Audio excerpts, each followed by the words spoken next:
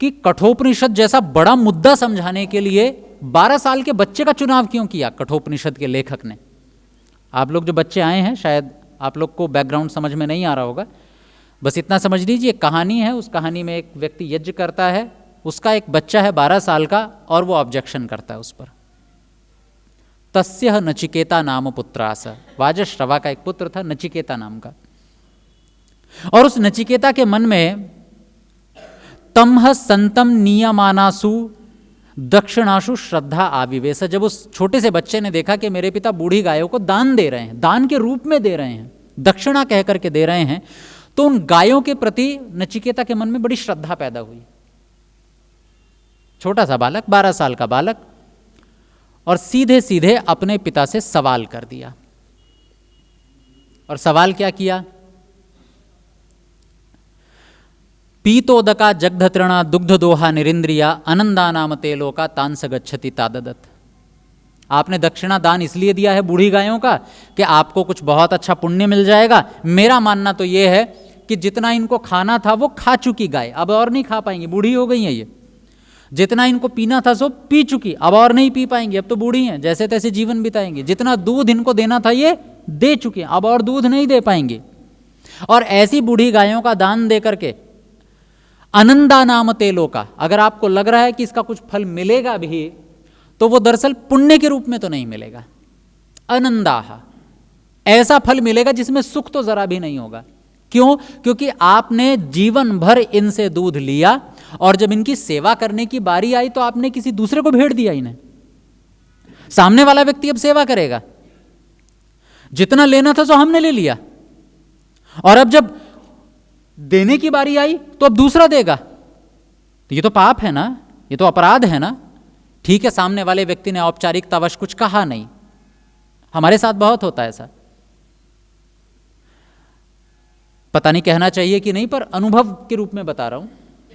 कई बार ऐसा होता है कि हमें भी बहुत कपड़े मिलते हैं, उनमें से अधिकतर कपड़े ऐसे होते हैं जो हमें बाद में, जैसे मैं यहाँ कार्यक्रम में आया 7 दिन के लिए, तो कपड़ों के ऊपर डाल लाता हूँ धूल ना आए।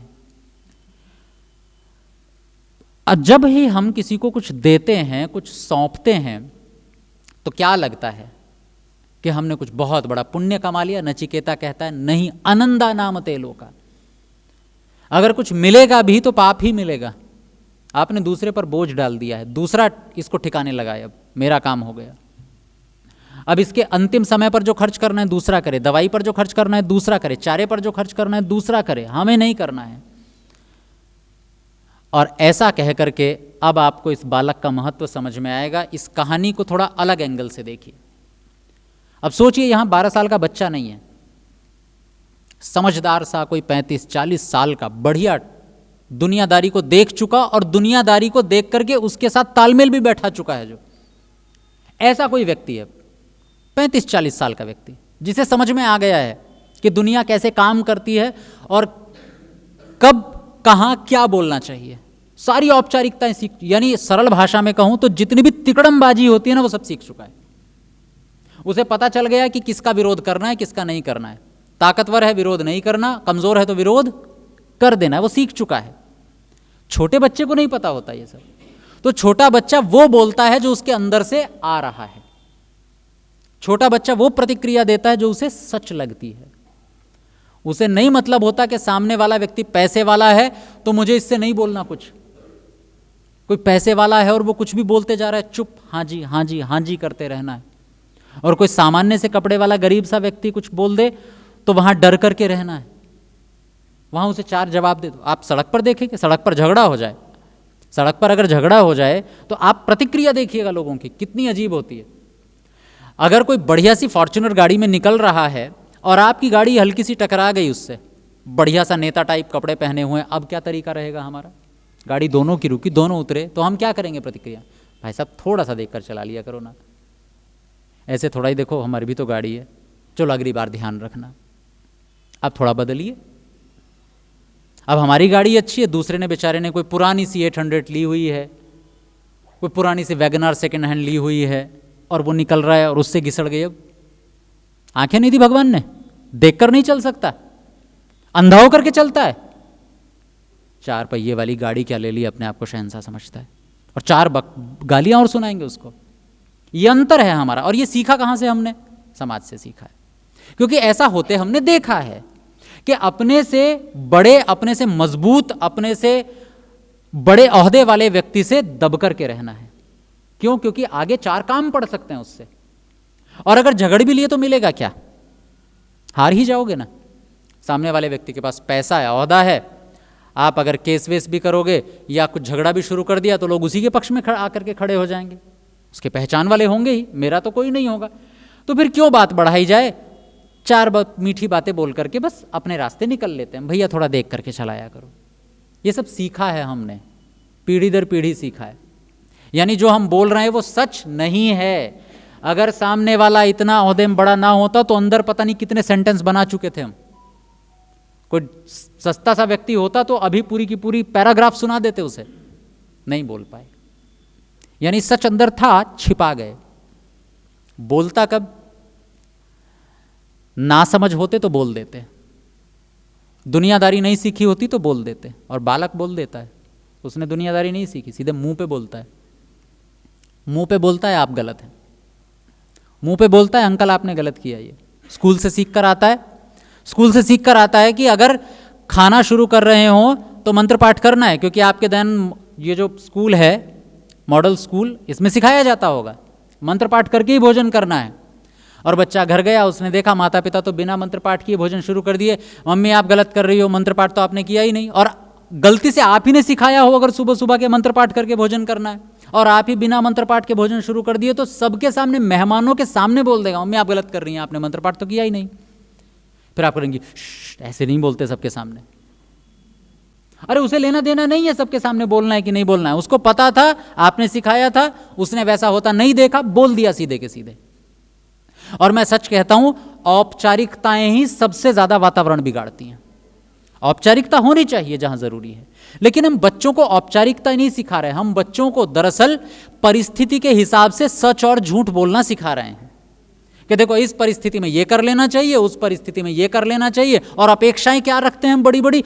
बड़ा होकर के एक जिम्मेदार नागरिक बनेगा। वो जिम्मेदार नागरिक नहीं बन रहा है, वो जिम्मेदार धोखेबाज, दगाबाज, फरेबी बन रहा है। जिम्मेदार, पूरी जिम्मेदारी से झूठ बोलता है। फिर पकड़ के दिखा सको तो दिखा दो।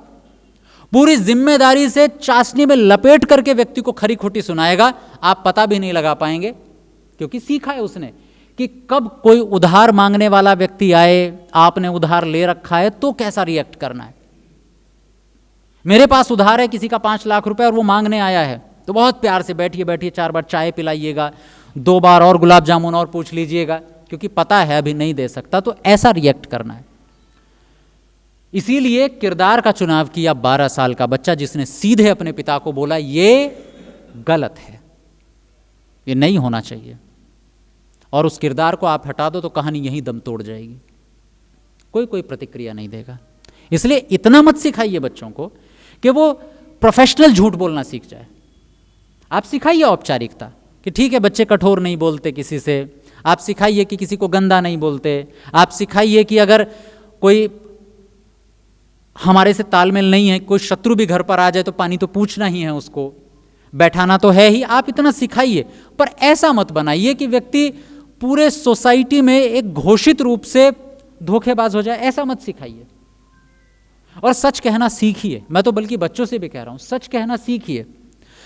आप मत देखिए कि हमारे आचार्य धर्मवीर जी कहा करते थे, धर्मवीर जी आए यहाँ पर, आप में से बहुत सारे लोग परिचित हैं उनसे, मेरे गुरु हैं, बल्कि मैं जो कुछ बोलता हूं उसमें अधिक से अधिक हिस्सा उन्हीं का होता है। वो कहा करते थे कि अगर आपके माता पिता, आपके गुरु भी आपको कुछ गलत करने के लिए कहें तो मना कीजिए, आप गलत हैं। और ये अपने मन से नहीं बोलते थे, वो दरअसल हमारे संस्कारों में है। जब गुरुकुल में एक बच्चा जाता है ना, छोटा सा बच्चा, तो उस समय आचार्य उसे अपने निर्देशन में ले लेता है कि अब तुम 10, 12, 15, 20 साल मेरे पास पढ़ोगे रह करके। तो माता पिता जब उसे छोड़ने जाते हैं, पिता अपने बालक का हाथ पकड़ के आचार्य को देता है और देते समय एक वाक्य बोलता है उपनयन के समय। वो कहता है आचार्य अधीनो भव, आज के बाद तू आचार्य के अधीन है। जैसे स्कूल में प्रवेश हुआ और आपके पिताजी ने, आपकी माता ने आपका हाथ पकड़ के दे दिया अध्यापक को, प्रिंसिपल को, कि भैया अब आप संभालो, पढ़ाओ इसको, तो उस समय संस्कार में लिखित है, पूरी विधि है इसकी, कि माता पिता एक वाक्य बोल करके आए गुरु को, आचार्याधीनो भव। बच्चे आज के बाद तू अपने आचार्य के अधीन है, जो आचार्य बोलेंगे वो करना पड़ेगा, जो होमवर्क देंगे वो लिखना पड़ेगा, जो सिखाएंगे वो सीखना पड़ेगा, कोई दंड दे तो लेना पड़ेगा, लेकिन अन्यत्र अधर्माचरणात्। इतना तो मैंने भी तुझे सिखा ही दिया है कि सही क्या है और गलत क्या है। अधर्माचरण को छोड़कर वहां नहीं सुनना किसी की भी, वहां तेरा आचार्य बोले मना कर दे, अध्यापक बोले ये करना है मना कर दो, नहीं करना मतलब नहीं करना, पिता बोले मना कर दो। और ऐसा थोड़ी है केवल आचार्य के लिए बोल दिया पिताजी ने कि आचार्य की सारी बात मानना पर गलत मत मानना कोई भी। आचार्य भी यही करता है, आचार्य भी खुल करके एक बात कहता है अपने बच्चे से, जब वो पढ़ा करके 15-20 साल बाद वापस घर भेजता है उसे, तो फिर से उस हाथ को माता पिता के हाथ में थमा देता है, लो अब आपका बच्चा सिखा दिया मैंने, पढ़ा दिया, ले जाओ इसको। और फिर अंतिम उपदेश उस बच्चे को देता है और कहता है यानी अस्माकम सुचरितानी तानी त्वया उपास्यानी नोइतराणी। मेरे साथ रहे हो, बहुत लंबे समय तक रहे हो, बहुत कुछ अच्छा देखा होगा मुझ में और बहुत कुछ बुरा भी देखा होगा। ऐसा नहीं है कि मैं कोई बहुत भगवान हूं, मैं ईश्वर नहीं हूं। जो मैं आपसे प्रारंभ में कह रहा था कि हर व्यक्ति में कुछ ना कुछ कमियां होती हैं। आचार्य भी भगवान नहीं होता, आचार्य में भी कमियां हैं, हम सब में कमियां हैं, हम जितना स्वीकार कर लें जितनी जल्दी उतना अच्छा। आचार्य भी ये कहता है यानी अस्माकम सुचरितानी, जितना मुझ में अच्छा है उतना तो ले जाना मेरे साथ से, लेकिन बाकी जो बुरा देखा, कोई व्यवहार देख लिया होगा जो तुमने नहीं अच्छा लगा होगा, उसे सीख कर मत जाना। और इतनी हिम्मत बड़े लोगों में होनी चाहिए, माता पिता में भी इतनी हिम्मत होनी चाहिए कि अपने बच्चों से खुलकर कहें कि बच्चे हम में भी गलतियां हो सकती हैं। माता पिता अपने अलग ही औरे में चलते हैं, वो अपने बच्चे को यही सिखाते रहते हैं, हम थे तो ऐसा करते थे, हम थे तो वैसा करते थे। प्रसिद्ध सा वाक्य है, हम तुम्हारी उम्र में थे तो हमने वैसा किया, हमने ये किया। अरे सबको सब पता है क्या? हर व्यक्ति करता है ऐसा, सब व्यक्ति जूझते हैं अपनी समस्याओं से। आप अकेले नए नवेले नहीं थे, हम थे तो तुम्हारी तरह नहीं। अरे उस समय में मोबाइल होते तो हम भी मोबाइल में रील देख रहे होते, महान नहीं थे हम लोग। अब बच्चे हैं, उनके सामने है समस्या, उन्हें मिल गया है, सामने मिल गया तो लत लगेगी। पर ये मत बताइए कि हम महान थे, हमने तो ऐसा कर लिया, तुम नालायक हो, तुम नहीं कर पा रहे हो। हर व्यक्ति अच्छा बुरा दोनों करता है। इसलिए माता पिता को चाहिए कि अपने आप को बहुत आदर्श प्रस्तुत ना करें, जैसे हैं वैसा प्रस्तुत कर दें। बच्चे बहुत जल्दी समझते हैं, बच्चे बहुत जल्दी सीख जाते हैं। उन्हें बताइए कि हाँ मेरे जीवन में भी ये समस्या आई थी, मैंने इस तरह से इससे पार निकलने की कोशिश की और मैं इस तरह से निकल भी गया, पर हाँ फंसा मैं भी था एक बार। खासकर जब आप देखेंगे अपने जो टीनेजर बच्चे हैं 18 साल की उम्र में, 19 साल की उम्र में, 20 साल की उम्र में, जैसे भी वो 20-21 के आसपास जाएंगे कुछ नई समस्याएं जन्म लेंगी, ऐसी जिनको बोलते सुनते समझते आपको लगे कि क्या सुन रही हूं मैं, ये क्या सुन रहा हूं मैं, कैसे बात करूं इस मुद्दे पर इससे, मतलब बात भी हो तो कैसे, समस्या कुछ और हो तो शायद निपटा भी लें। चोरी कर ली, लड़ाई हो गई, कुछ और हो गया तो बात करके समझा भी दें, ऐसा हो जाए। पर कुछ मुद्दे ऐसे हैं कैसे बात करें, शर्म लग रही है। अब है तो है, और ऐसे में हम ये दिखाते हैं कि जैसे तुमने बहुत बड़ा अपराध कर लिया। याद कीजिए अपने 40 साल पहले के जीवन, सेम वही काम हमने किया था कि नहीं, आया था कि नहीं हमारे जीवन में। ये अलग बात है कि हम गांव में थे, सोसाइटी इतनी ज्यादा सख्त थी कि कुछ चीजें चाहकर भी हम नहीं कर पाए, पर दिमाग में वही खेल था कि नहीं, वही आकर्षण, वही सब चीजें थी हमारे मन में भी। और शायद अगर हम शहर के बैकग्राउंड से रहे हों तो हमने भी वही सब किया हो। पर कुछ दिनों बाद में हमने महसूस किया कि क्या मूर्खता कर रहे थे। माता पिता ने संभाल लिया उस समय, सोसाइटी ने संभाल लिया, 5-10 साल बाद लगा क्या मूर्खता कर रहे थे, नहीं करनी चाहिए थी। पर कोई बात नहीं, अच्छा हुआ कि कुछ भले लोगों ने निकाल लिया या परिस्थितियों के कारण बच गया। अब आपके पास जिम्मेदारी है, अब एक और व्यक्ति उसमें फंसा हुआ है, अब कैसे निकालेंगे। ऐसी बहुत सारी समस्याएं आपके सामने आएंगी।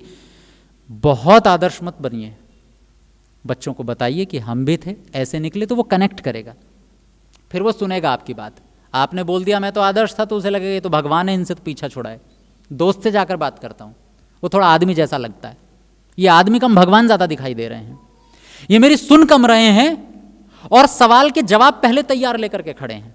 देखो बच्चों की एक मेंटेलिटी होती है, बच्चे जब अपनी समस्या बताना शुरू करते हैं ना तो उनकी इच्छा होती है कि उनको सुना जाए उस रूप में जैसे वो हैं।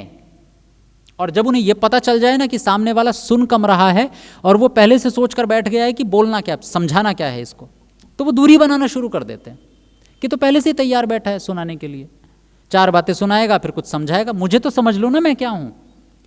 तो इसलिए उन्हें समझिए, समझ करके तब उनके प्रश्नों का उत्तर दीजिए और कोरिलेट कीजिए उनसे। हाँ समस्या है, तुम्हारी समस्या जेन्युइन है, गड़बड़ नहीं है, सबके साथ होती है, ऐसा करो शायद निकल जाओ, नहीं तो मैं हूं।